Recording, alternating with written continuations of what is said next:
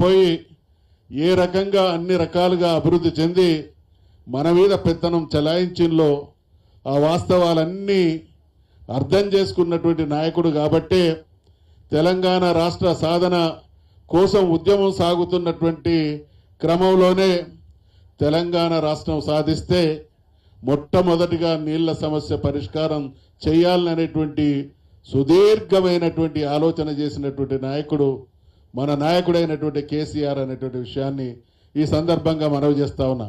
మనందరికీ తెలుసు, ప్రపంచ చరిత్రలో నీటిని ఒడిసిపట్టి ఆ రోజు ఆ దేశంలో ఉండేటువంటి ప్రజల అవసరాలకు పాటు రాబోయే తరాల అవసరాలను కూడా దృష్టిలో ఉంచుకొని పాలన చేసినటువంటి కాకతీయులు. మీ అందరికీ తెలుసు, మనందరికి కూడా తెలుసు. మనమందరం ఇప్పుడు ఈ భూపాలపల్లి జిల్లా వాస్తవ్యులం ఇక్కడ చాలామందివి. భూపాలపల్లి నియోజకవర్గంలో భూపాలపల్లి జిల్లాలో ఒక గణపురం ఉంది, ఒక లక్నవరం ఉంది, ఒక లక్నవరం, గణపురం, రామప్ప, తర్వాత బొగ్గులవాగు, మా దగ్గర భీమ్ గన్పూర్. ఇవన్నీ కూడా కాకతీయుల కాలం నాడు నిర్మించబడ్డటువంటి గొప్ప చెరువులు.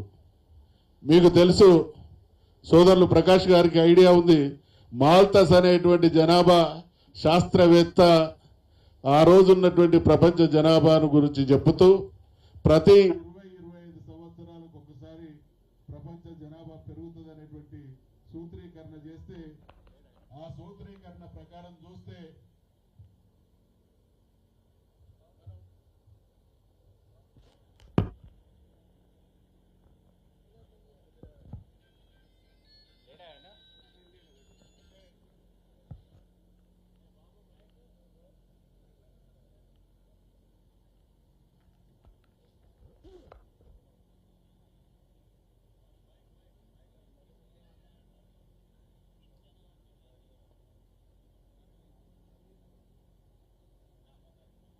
తర్వాత మన నాయకుడైనటువంటి కేసీఆర్ తెలంగాణ సాధించబడే వరకు తెలంగాణ అంటే కరెంటు ఉండని తెలంగాణను చూసినాం, తెలంగాణ అంటే సాగునీరుండని తెలంగాణ చూసినాం, తెలంగాణ అంటే తాగునీరుండనటువంటి తెలంగాణను చూసినాం, తెలంగాణ అంటే రోడ్లు ఉండనటువంటి తెలంగాణను చూసినాం, తెలంగాణ అంటే బడ్జెట్ కేటాయింపులు లేనటువంటి తెలంగాణను చూసినాం.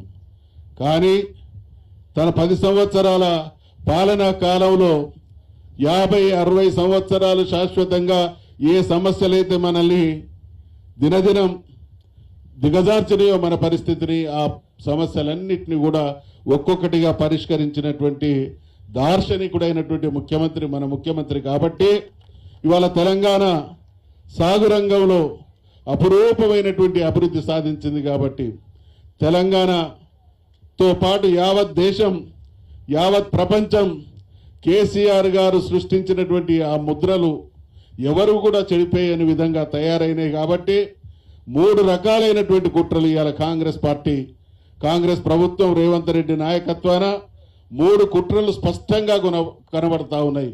ఒకటి, కేసీఆర్ గారిని ఈ కాళేశ్వరం విషయంలో అవినీతి జరిగింది అనేటువంటి ముద్ర వేసేటువంటి ప్రయత్నం చేస్తూ ఉన్నారు.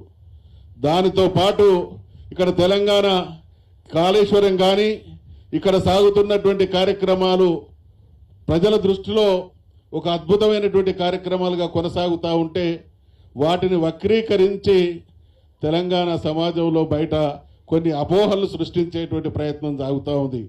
వారి అసమర్థతను కప్పిపుచ్చుకోవడానికి పాలన చేతగాక 16-17 మాసాల కాలంలో మరి అభివృద్ధి బ్రహ్మాండంగా అనుభవించినటువంటి తెలంగాణను మళ్ళీ ఆగం చేస్తున్నటువంటి వారి నిర్వాకం ప్రజాక్షేత్రంలో చర్చించబడుతుంది. కాబట్టి దాని నుండి ప్రజల దృష్టి మరల్చడానికి ఈ రకమైనటువంటి ప్రయత్నాలు కొనసాగుతూ ఉన్నాయి. ఇవాళ రేవంత్ రెడ్డి ముఖ్యమంత్రి, చంద్రబాబు నాయుడుకి ఎటువంటి ఏజెంటో మనకు తెలుసు. కాబట్టి రేవంత్ రెడ్డి, చంద్రబాబు నాయుడుల సమిష్టి ప్రయోజనం ఆంధ్ర ప్రాంత ప్రయోజనమే. కాబట్టి ఆ ప్రాంత ప్రయోజనం కోసం మన ప్రాంత ప్రయోజనాలని తాకట్టు పెట్టి మన నాయకత్వాన్ని బదనాం చేయడం ద్వారా ప్రజల దృష్టి మరల్చాలనేటువంటి ప్రయత్నం సాగుతూ ఉంటే మరి 10 సంవత్సరాల కాలంలో తెలంగాణలో ఎక్కడ చూసినా యావత్ తెలంగాణే ఒక నదిలాగా, యావత్ తెలంగాణలో ప్రతి చెరువు జలకలతో కొనసాగినటువంటి పరిస్థితుల్ని మనం చూసినాం. కాబట్టి తద్వారా భారతదేశానికే వ్యవసాయ రంగంలో దిగుబడులలో ఒక అద్భుతమైనటువంటి పేరు ప్రఖ్యాతులు తీసుకొచ్చినటువంటి విషయం కూడా మనందరి దృష్టిలో ఉంది. కాబట్టి నేను నిన్నగాక మొన్న జరిగినటువంటి శాసన మండలి సమావేశాల సందర్భంగా ముఖ్యమంత్రి గారి గురించి మాట్లాడుతూ ఒక మంత్రి ప్రపంచంలోనే ఈ రాష్ట్రానికి గౌరవ ప్రతిష్టలు పెంచేటువంటి ప్రయత్నం చేస్తూ ఉన్నారు అని అంటే, మీ ముఖ్యమంత్రి ఎటువంటి గౌరవ ప్రతిష్టలు తెస్తా ఉన్నారో మాకు కూడా తెలుసు.